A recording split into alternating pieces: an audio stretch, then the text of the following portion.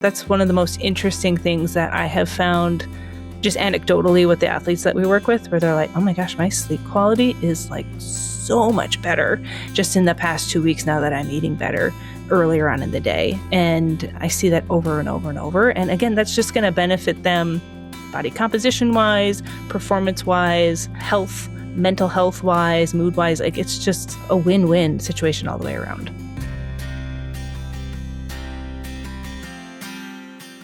And welcome back. We have Alex Larson joining from northern Minnesota. Mm-hmm. Alex, hopefully it's warm enough for you today to join the... We've had a couple days of almost 40, and that feels like shorts weather to us because we had a really long stretch of negative 15 when I was dropping the kids off for school in the morning. And I know the East Coast kind of had a stretch of really cold weather too, and I feel their pain. But yeah, we have a February thaw every year, which is always really nice, but then it kind of goes back to another like 6-8 weeks of winter, and it's pretty torturous these last few months of winter. Here in Boulder, we are having a second summer. It's very bizarre. We could use some snow. It was 71 degrees on Monday. Not normal. So yeah. I've seen the West Coast did not get a lot of snow this year. The skiing was not optimal. Not ideal. Boston got more snow than all the resorts in Colorado so far this winter, which is so bizarre. Which is pretty crazy. We lead off with a tough question that you've been training your whole life to be prepared to answer. And that question is, who is Alex? Well, that answer changes, I feel like, day to day. It should. I am at heart just this like dietitian that wants to create a world of well-fueled athletes. I think for me, endurance sports is such a important part of my life because I really love like feeling fit and strong. I love challenging myself, but I'm also a mom of 3 young kids, which is a huge part, but I don't want like my whole world to be defined by a motherhood. And I want to show up for my kids as someone that's really strong and healthy as well. And I'm a wife. Sometimes I feel like I maybe need to prioritize that a little bit more. So yeah, like who is Alex? What a hard question, Jonathan. Thank you for leading that off. I'm like, gosh, these days, being in Minnesota, it's definitely like a stressful time. And so just kind of navigating the mental gymnastics that are going on. I don't know. It's kind of a tough question to answer right now because I sometimes I'm like, what's going on in the world and how do I fit in to all of this? Yeah, I think we should start there. Anyone that's listened to me for years knows that it's important to care about things besides running. Mm-hmm. And what's going on in Minneapolis and in other places across the country is not okay. Arresting humans, citizens or not, and treating them the way that it appears that they're being treated, and then being told that that's not what happened is wild. So this is a running podcast, but as I shared on the run that I did in Boulder, that Caitlin Alexander organized, where we outlined a F-ICE in our run, I captioned that as running is political because there's so much that goes into what and who feels safe out there, whether you feel safe running down the street at night, whether you feel safe in any neighborhood, in any place, like that is all political. That is all influenced by choices that people other than ourselves are making that we can hopefully have some sort of influence on. But I find it important to talk about these things. I'm sure that I will get comments that say, stick to running, unfollowing, blah, blah, blah. So to head that off, if you love running and other things, this is the place for you. But I'm curious, like you have a platform, you have a bunch of people that follow you, you have your own business. How are you navigating this challenging time, right? Like I'm posting a bunch of running stuff constantly, interjected with like, there's a lot going on in the world. And it's like, you get whiplash sometimes between like, oh, I had a great workout today to like US citizens are being shot dead in broad daylight. Like we're going to talk about nutrition and running and stuff. We'll get there. Well, and here's where let me share a story. So I've been like moderately vocal on social channels. I've been trying to find a balance between like making sure that people are still feeling inspired by fueling themselves while navigating the stress and heaviness that is in the world. And I did a Q&A probably a week ago where I just said, ask me anything. How can I help? And someone asked the question of, I have been really struggling with motivation to train this winter, like any magic advice.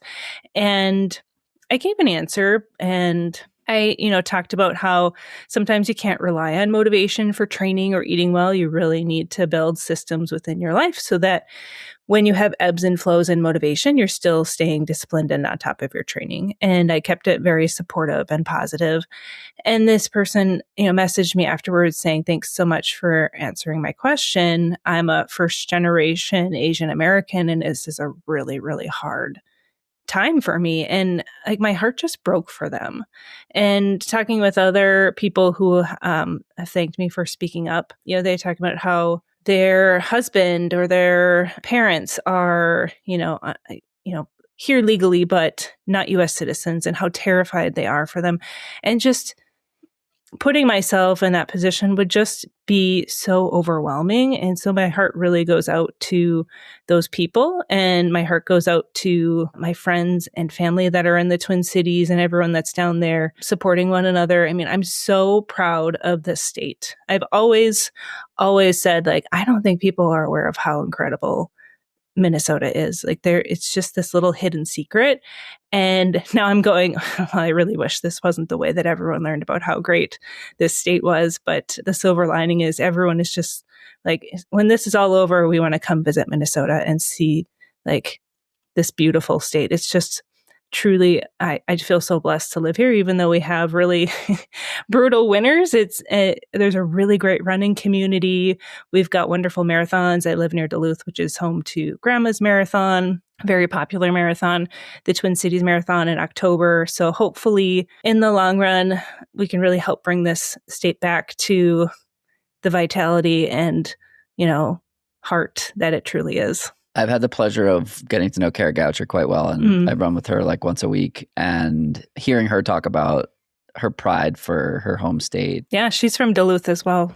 Yeah, and I think she's got a cabin up that way still. Yeah, it's just a different type of pride, and to see the way that she's spoken out and has been really vocal about it, and many other athletes. Fiona O'Keefe has been fantastic in her writing. Saw Dakota Lindworm talk about it. A lot of runners that they're paid to run, but they're humans, right? And so I think that's the piece that really matters. To your point on the motivation ebbing and flowing and setting up structures and systems, that's a piece that I find to be fascinating. And I've personally dealt with, waxing and waning motivation over the years. And for me, it's been setting up that similar framework of like, no, this is not a choice. Like, you're going to go out there and the motivation follows action. Like today I did a workout and I felt like junk in the first 2 miles, and I did some strides in the third warm-up mile. And then like, it was like one of the most excellent workouts I've had in months. And it's like, and I wasn't particularly motivated to get out today, but 80 minutes later, I was like, this was a wonderful session. And it only existed because I gave myself a chance. Now, pair that with like existential, what the hell is going on in the world kind of a thing. And you could say, oh, running is totally meaningless. But I think running becomes even more important in times like this when everything else is so up in the air or just like, doom scrolling constantly. Yeah. I always find with workouts where if I don't want to do them, I'm like, my mantra is, you will be so glad you did this once you're done. It's like and every single time I finish, I'm like, oh, I'm so glad I did that. So it's one of those weird like mental things. And yeah, sometimes just starting is like 95% of the battle. And then once you're in it, you're like, well, yeah, I might as well finish it now. And you never regret it. So yeah, I find with like motivation, it can be really tough because there's so many like external factors that can play into our mental health and our motivation.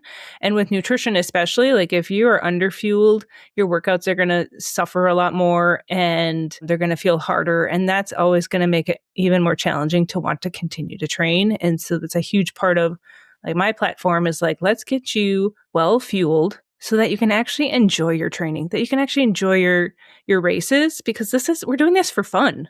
You know what I mean? Like, yes, there's athletes that do this and get paid, but for the majority of us, like this is something that we do as a hobby, and it's going to be a lot better if you're actually having a good time. Definitely. How did you find endurance sport? You've done a bunch of triathlons. You've done a bunch of road racing. How did you find it, or how did it find you? It all started with a horseback riding accident in college where I broke my foot, and I was told by the orthopedic surgeon, who was kind of an a-hole, to be perfectly honest. He told me I was never going to run ever again. He was very wrong. And I didn't run for probably a couple years, but during that time I still wanted to be active, and I started swimming. I got pretty good at swimming laps at the college pool. And I had like a good group of like swimming friends that we would just do it kind of recreationally. And then when I graduated college, I still wanted to stay active, but I felt like I needed some sort of external factor to keep myself like motivated working for something. And so I found this local triathlon and I signed up for it. I trained and I doggy paddled the entire swim. Like the lake swim of a triathlon is just a brutal experience. Incredible. And so it was like a 3/4 of a mile that I swam. And then I rode this $600 hybrid bike, which at the time, my boyfriend, now husband, was like, "You spent how much money on a bike?" And jokes on him, like the bikes now I have are like 10 times that much. And then I like jogged the run. Like I've never been like the strongest runner, but I got through the run just fine. But the energy and warmth of that and like triathlon environment totally got me hooked. And that was 2009. And then by 2014, I was training for Ironman Wisconsin and doing that race. And it was a really interesting time because I was obviously building my career, and sports nutrition was never on my radar. But when I crossed the finish line of that Ironman, I was like, oh, I feel like I need to help my people. I really saw a lot of people struggle with cramping or bonking or just overall fatigue and wanting to be done, throwing up. That's a kind of a war zone, that second half of the marathon of an Ironman. And I remember thinking like, oh, if I didn't know what I was doing with my nutrition, I don't think I would have got across the finish line. And so that's when it kind of started the whole thing. And so by 2018, I started my business. I went full time in 2021, and now I just get to work with the best community, like just the most warm, supportive, loving community, that we're all doing this because we want to get stronger and be faster and do challenging, hard things. And nutrition is a huge part of that. But there's so much noise, right? There's so much noise about how to eat well, how to fuel well. And so my goal is to simplify things and make things really tangible. So it's not just about having more information, it's about more implementation, more like putting it into practice and having it work for you long term. Definitely. Yeah. Everybody has a podcast these days, and most people aren't credentialed, and yet they still talk about things as if they were. So that's why I love having dietitians. I like to stay in my lane. So I do have a podcast, but it's just on endurance nutrition, and I stick to just that. I have 2 podcasts and I stray out of my lane constantly, as one does. Everyone has one, so I need 2. Okay, so we're going to dive into some tactical, tangible guidance. As we were talking about beforehand, these conversations are often the most popular because they're functionally useful. We're going to talk to you things like day-to-day fueling, how to optimize daily nutrition so that you recover better, train consistently, and actually see performance gains. We're going to talk supplements, what's worth it and what's wasting your money. I have many questions about creatine, ketones, and collagen. GLP-1s and endurance sport. This is a hot topic these days. And then AI and nutrition for endurance athletes. That's a lot of topics. It's a lot of topics. We'll see what we get through. But let's start with daily nutrition. Many athletes are training hard but not adapting. Why is that happening? Is it underfueling? Is it not hitting the right macros and micronutrients? What are the most common mistakes that people are making if they're not seeing the gains that they're looking for from a fitness and aerobic standpoint? Yeah, I think so many people hone in on like training hard, getting as many hours as possible in, as many miles in. And I would challenge that a little bit of like, let's plan out your training, but also let's plan out how you are going to optimize your fueling around that training to get the most performance out of it. And then, because with endurance athletes, the frequency and duration that you're training, we really need to hone in on that recovery nutrition. And recovery is not just like a protein shake after your workout and that's it. It is pretty much every other meal and snack that you're eating the rest of the day, because recovery for endurance athletes takes hours, if not days, to happen. And that's where people kind of underestimate how much energy it truly takes to recover from a workout. Even if it was like, let's say, an easy effort, longer run, like that's still really taxing on the body. It's taxing on your joints, your muscles, your ligaments, your tendons. It's burning lots of energy, not only to do the workout, but then to recover from it. So I think a lot of people underestimate that. For me, when I am looking at an athlete's nutrition, we'll look at two different buckets of work. One, are we fueling around the workouts well? But then two, how can we optimize recovery in those meals and snacks to set you up to recover as efficiently and effectively as possible and get you ready for the next workout? And that's where we see the biggest fitness gains, where we see athletes continuing to get stronger and stronger because we are building that recovery nutrition and we're building it consistently. So they have a routine. It's kind of a structured system with some flexibility in there for you to still obviously live your life and enjoy what you're eating. But that day-to-day routine is really where people can just flourish as a runner. It's like volume of food and avoiding being perfect or great at the expense of being good. I used to be incredibly meticulous with only eating clean and eating whole foods only. And I'm 35 now and I'm fitter than I've been in years. And I eat pizza, I eat burgers, I eat, kind of burritos, whatever I want kind of a thing. My blood work is pretty much the same as it's been the last 10 years, yet I'm more durable than ever before. And I've been running for 12 years now. And I feel like I recover way faster today as a 35-year-old that I did as a 25-year-old. What is the balance of being flexible and eating not whatever you want, but like eating fun foods and things like that versus like really dialing it in, eating whole grains and whole foods and such, exclusively? Yeah, I see so many athletes that come into our one-on-one program that are like, I eat like a very clean diet. And so, but I'm really struggling with like energy levels and in my workouts. And I'm like, okay, yeah, it's probably because you're underfueled. Because when we just have heightened nutritional needs, we have higher protein needs, we have higher calorie needs as athletes. And when you're eating like 100% like whole foods based, very nutrient rich, like so great. But it's not like very calorically rich. And so a lot of times we see them struggling long term with that type of style of diet. So I like to kind of find myself right in the middle of that balance of, yes, let's of course include those whole foods, those fruits, those vegetables, those whole grains, beans, legumes, lean proteins. Wonderful to include those in your day to day. But we also need to include in some more of those like processed higher energy foods to really support your higher needs. A great example is I had a runner that worked with us for about 4 months, and he was like, I do all this training and I feel like my body's not really reflecting all of the training I'm doing. I'd really love to lose just about like 8-10 pounds just to get a little bit leaner, but I obviously don't want my running to be impacted. And so in those 4 months, he lost that 10 pounds. I think he ended up losing eventually more like 15, 20. So he got quite like, he had like a 6-pack, like he was, and it was running really great. But he's like, I've never eaten more Pop-Tarts in my life and I'm loving it.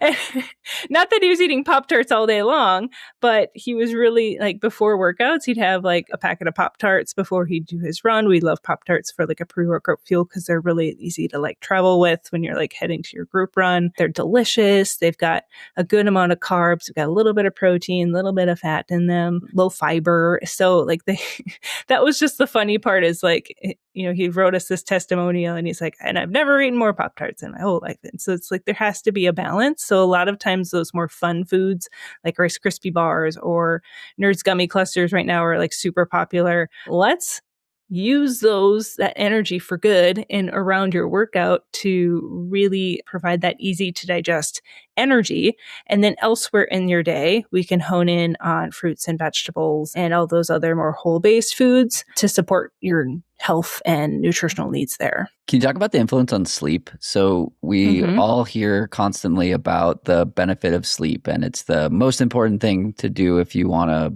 be a good athlete, kind of a thing. I've noticed that as I restrict what I eat less, and not that I was restricting before, but kind of open up the aperture on like what is available. I lay down and I'm asleep in 2 minutes, and I sleep through the night, and I wake up, I feel awesome.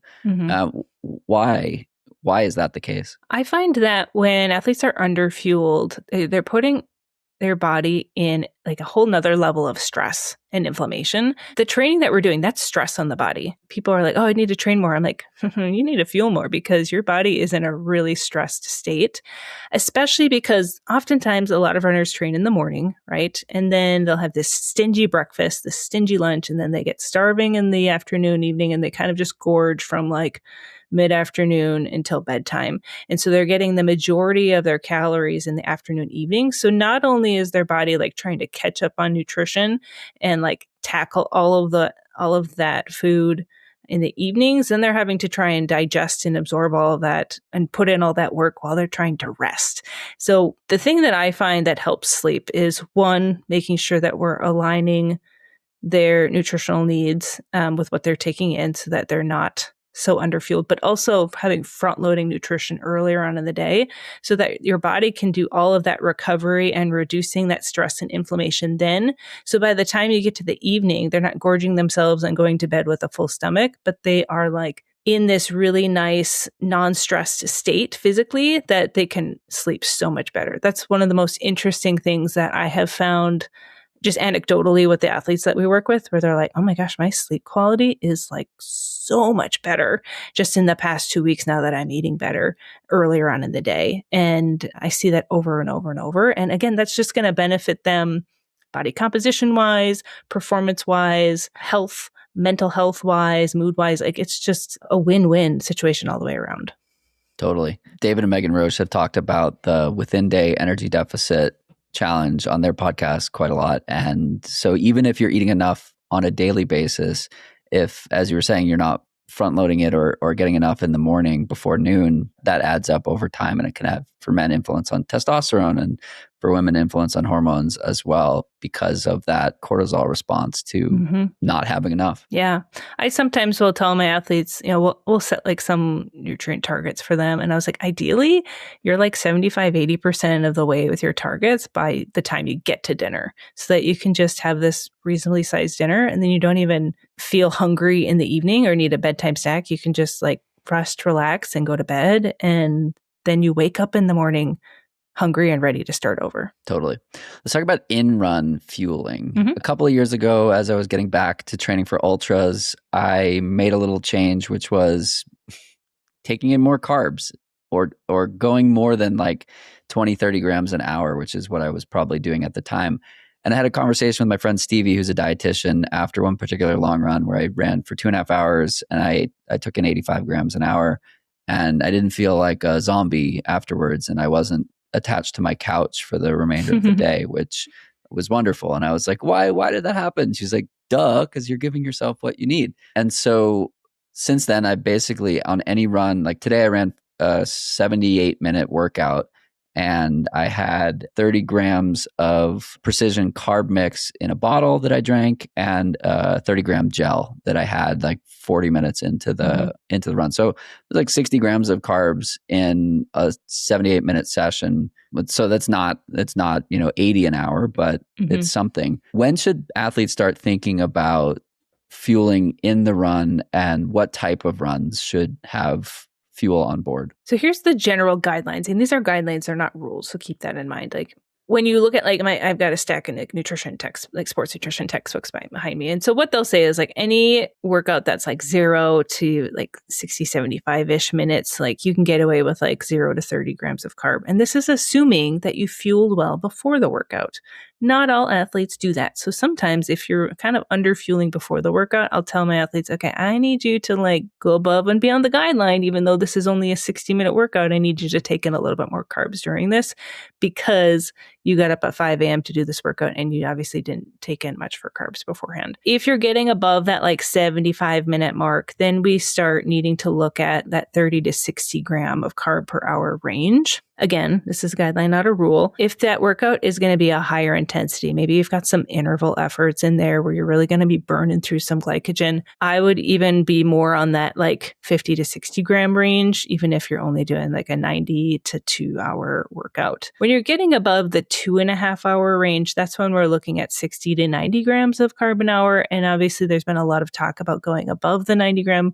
You like mentioned David Roche, who's like the king of, he loves carbs. He loves his carbs. He's doing like 120, 150 grams of carbs per hour in these ultra distance races. Not everyone needs to be doing this because obviously he's going at a very high intensity effort. He's worked very hard on his gut tolerance to be able to put out that type of effort for that long. I see often with like cyclists that they can tolerate those higher levels just because there's not that jostling motion. I have this mantra that the bike is the buffet.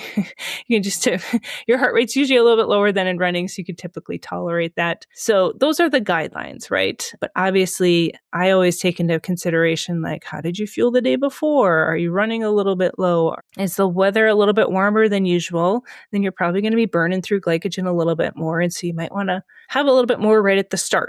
You know what I mean? Like thinking strategically of understanding what your body needs, how it responds to different situations in your life and fueling accordingly, I think is really important. But yeah, if it's under an hour easy effort, you don't necessarily have to take anything. I would just focus on hydration, maybe a little bit of electrolytes in there if it's a little bit warmer. But that's as long as you fueled well before and you're going to fuel well after, because you don't want to put yourself in this massive deficit the rest of the day and trying to play catch up. Definitely. So the general answer to everything nutrition related is it depends. Yes. Or here are some options, or here are the guidelines. But when you're working with an athlete who might ask you, like, what should I eat?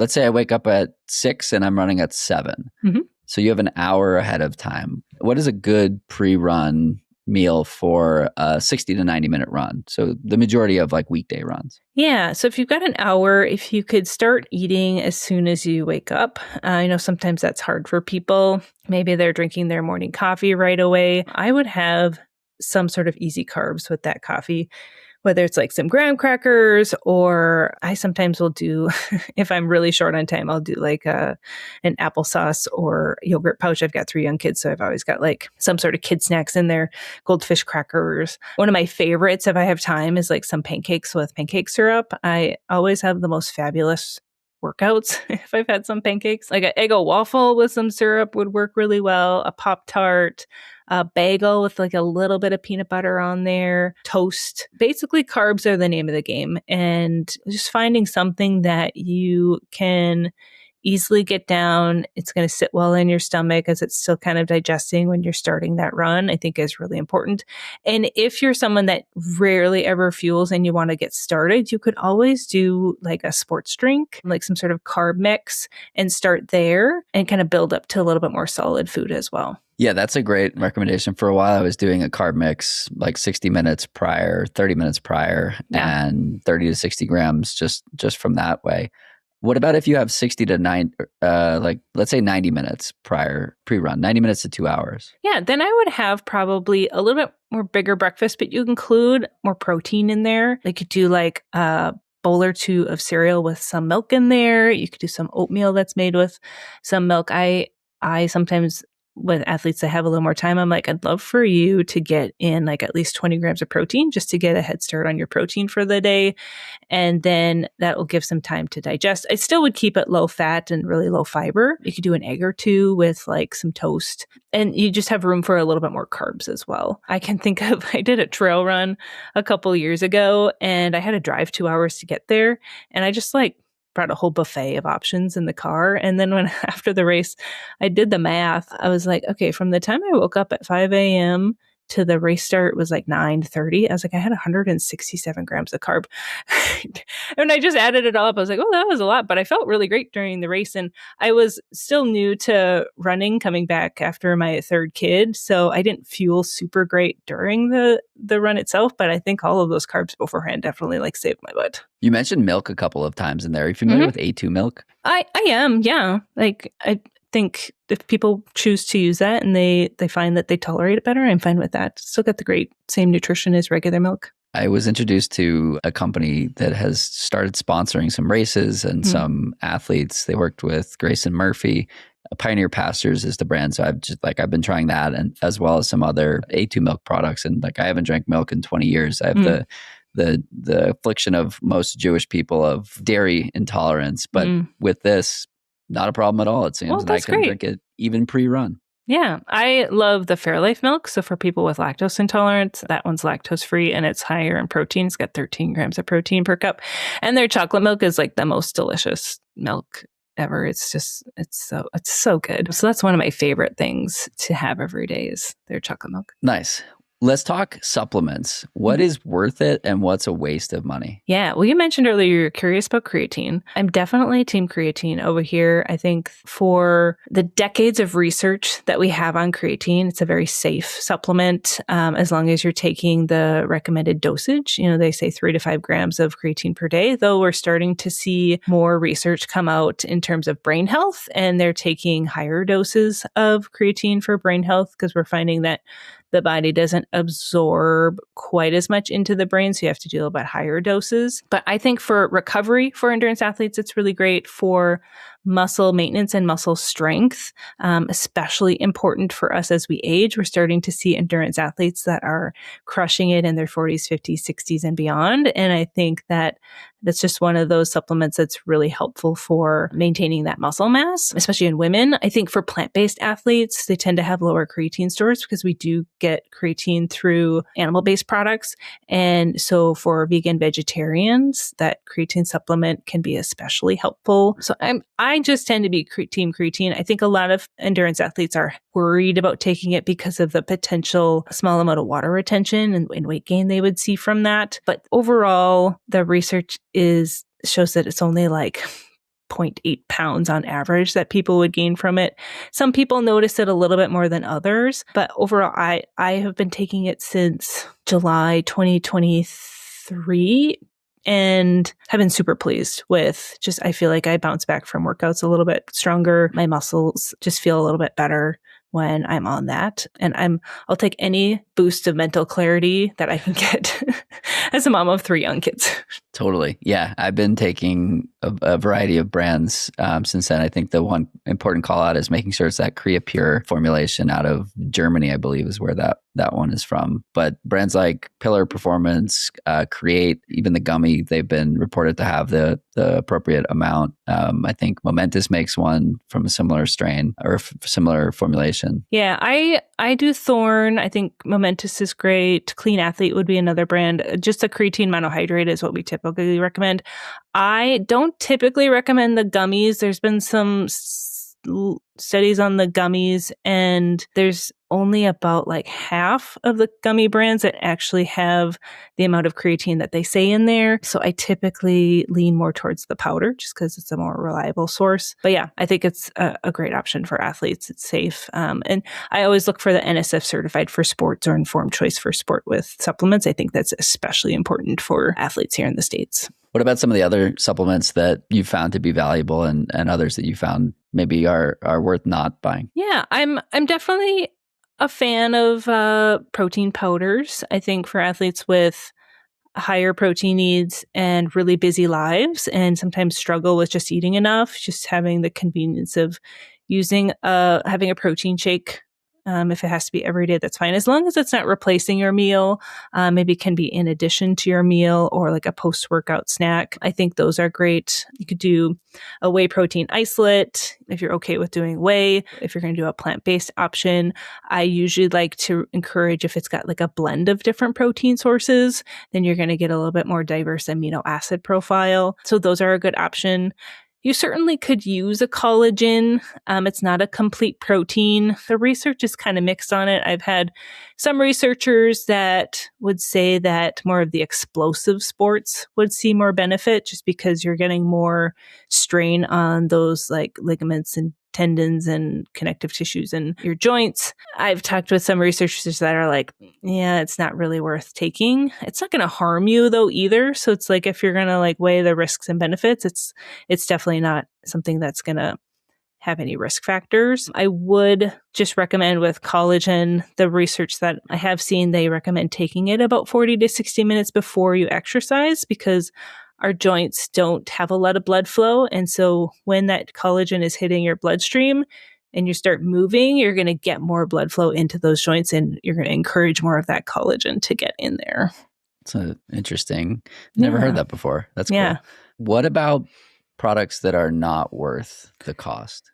Ketones would be one, I guess, if you'd consider that a supplement. For the athletic purpose or for the cognitive purpose? Athletic purpose, for sure. I think we're still kind of on, I think anecdotally, people that have taken them for like cognitive rave about it, but I think as terms of research, like we're not seeing like really consistent results there. But for athletic anecdotal people that I have ADHD and I found that people that have ADHD have like a Ritalin-like impact with it, which is like 100% of the time that's how I feel.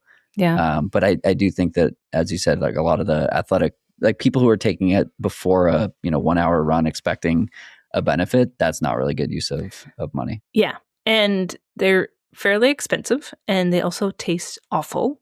And so like to me, I'm like, not worth it, like, especially like performance wise, because we've even seen in some of the research that it decreased performance in some athletes. And I had a researcher from Dr. John Little on my podcast, and he's been researching ketones for many, many, many years. And he shared the science. And like to me, in listening to what we have for research on it, to me, I was like, it's not worth the money and taking such an awful tasting product. I'd rather take my carbs.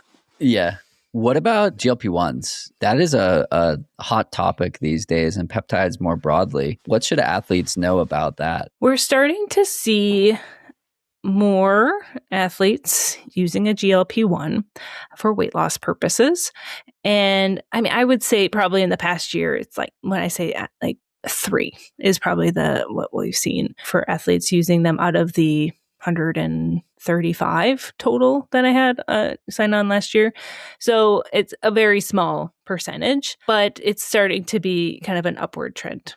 So here's my thoughts on it. It's not that I'm telling people they shouldn't or should use them.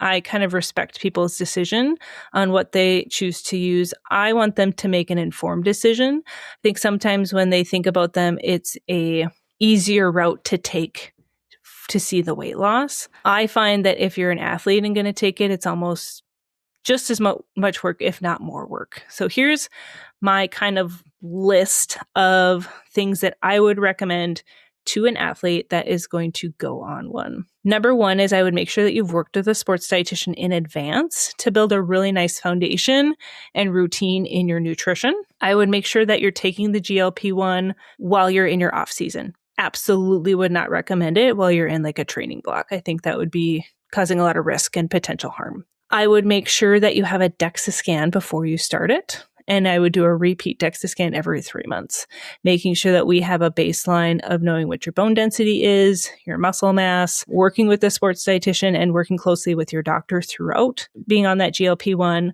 and making sure your strength training would be really important. And then having an exit plan of getting off of it and being able to have that nice foundation with your nutrition, making sure that you're able to maintain that weight loss and a good healthy body composition for you to continue to train. Like I said, a lot more work than people probably would anticipate than just the easy, I'll just take this shot and the weight's going to fall off of me and then I'm going to run so much faster. I've seen athletes before that have been on them and then they'll have a DEXA scan after and they've lost quite a bit of muscle mass and now they're having to work to rebuild all of that, and they can definitely tell in their running that they lost strength and power. I'm doing some consulting work with a company called Eternal out of New York and San Francisco. It's primary care for athletes and active people with a way to blend performance and medical, clinical into the same care team. And the CEO was kind of browsing what was out there as it relates to GLP-1s. And he's like, nobody has built a program to like create the infrastructure, basically, as you've talked about, that includes all of those measurements. And so he was like, what if we did it? And so we put together a monthly program that includes DEXA, dietitian, strength training, and blood work every 6 months as a way to create those guardrails around it. Because as you said, like, it's not just taking the shot and losing the weight. If you do that, you probably are putting yourself in potentially a worse position because of the body composition changes and strength and power loss that can result. Yeah, I just think, like, if you're gonna do it, you need to do it the right way so that you are not paying the price long term in injuries and illness. I've talked with other dietitians that just work in like the weight loss space, and they've seen people before that will just go on the GLP-1 and they just look gray and unhealthy. Like they've lost all this weight, but they just look not healthy. And so you really do have to be still very intentional about your nutrition, even if you were to choose to go on one. And like I said, we've only seen a couple athletes, and it's kind of a temporary, like they're on it just for like 3-4 months just to help with maybe like the final 10 pounds. But they've worked really hard to build some nice habits and routines in their nutrition to make sure that they come out of it still really healthy. Makes sense. Another hot topic is AI. Talk to me about AI nutrition for endurance athletes, and what are you seeing? Yeah, I like there's definitely, and I think in the running community there's lots of talk about AI training plans, and there's pros and cons to them, and I think the same goes with nutrition in AI. I've seen athletes that have asked for medical advice on AI, and that's never a good reasonable, responsible way to get your medical advice. So do not recommend that, especially if it's very personalized. I've seen people that have asked ChatGPT to like estimate their calorie needs. And even myself, I was like, you know what, I'm going to see what it says because I'm going to compare it to what I would calculate my own needs. And so I plug in all my information and I'm like, what would you recommend that I eat for, calories and macronutrients with all of this information? And it came out about 200 to 500 calories more than what I would recommend to myself in just like maintaining my weight. So I was like, oh, that's interesting. And I've seen other people that have put it in and it was underfueled them significantly. So I really caution people to use AI for some of that stuff. I think for general guidelines, like if you say, hey, I'm going to go for a 3-hour run through the trails, and I usually fuel with these types of products. I like to fuel around 60 grams of carb an hour, but I'd like to try 70. Can you give me kind of a plan throughout my run how I should take all of this fuel, just for like inspiration, right? But you also need to have some like common sense of reading it and being like, well, that's not really going to work for me, so I'm going to have to modify this. I think it's great for meal ideas of like, hey, I'm trying to eat more protein. Protein recommendations for endurance athletes are 1.5 to 2 grams of protein per kilo. So you could take your weight in kilograms, times that by 1.8, say, okay, I want to try and get 120 grams of protein every day. In ChatGPT, I'm looking for some higher protein ideas for my runner lifestyle, ideally 30 grams of protein at the meal. Can you give me some ideas of what that would look like for me to get that much protein in, just for inspiration, not to like use it as like Bible word for word, but just like, how can I have this help me come up with ideas? Because we certainly can struggle with decision fatigue with what to eat, and then make it your own, make it work for you. So yeah, I think AI can be a great tool, and I've even seen with some of like the nutrition AI programs, people have sent me what it gives for like calories and macros. There's someone that just the other day screenshotted something and I was like, why does it have you at that much protein? It was like 2.4 grams of protein per kilo. He shared his weight and he's like, I'm not quite sure. He goes, I don't do that much protein because that just seems really high. And I'm like, that is so weird. And then I've seen it other times, people have screenshot it and I'm like, that's not enough. Like it was like 1,800 calories for a triathlete training 15 hours a week. Oh my goodness. And I was like, you need that's to eat just more in the like morning. Right. I'm like, that you should probably be more like 2,800 calories easily. And they were like, I feel lethargic. They're like, I'm so exhausted. I'm like, yeah, that it's underfueling you. You need to eat more. And so I worry about those types of things because like the nuance doesn't exist. Yeah, the nuances don't exist. Subject matter. You're not like supporting people's mental health around their relationship with food in their body. So I worry a little bit about that. So I think there's some great things about using AI to just help support people, but it shouldn't be available in terms of like medical advice and calculating needs, because I think there's definitely some risk for harm there. And, for me as a dietitian, I'm like, above all else, don't do no harm. And I like to approach things from a very personalized individual stance, and also respecting their relationship with food and their body. Definitely. So for those who have been listening, you've heard that this conversation has two wonderful microphones on both sides, which implies that you also have a podcast. Talk to me about your podcast and where the inspiration for that came from.